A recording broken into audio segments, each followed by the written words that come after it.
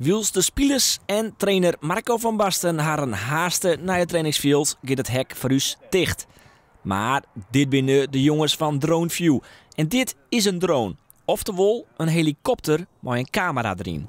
En ja, daarmee kunnen wij dus toch beelden maken van de training. Doen jullie dit vaker? Shots maken boven een trainingsveld?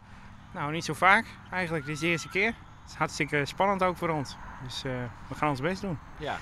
Het kan niet verkeerd gaan, hè? Nou, daar gaan we niet van uit.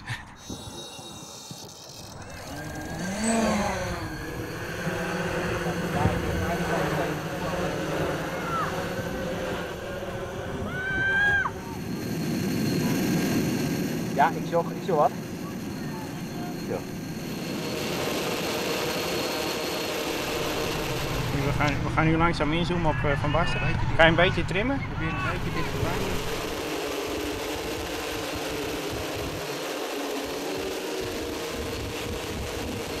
Wiels de camera in de lucht hing het, gaat de blik van Van Basten in je nek omheen.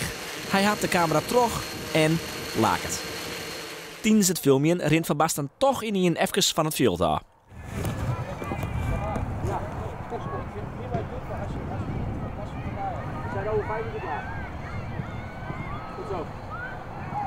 We maken nog een paar beelden, joggen wat spelers een warming-up van, maar daar letten we het bij.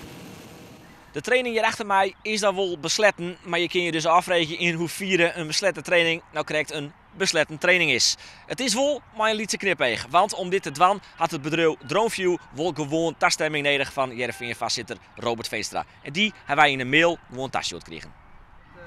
We weten alles. U vond het niet erg, Van Basten? Zeker niet.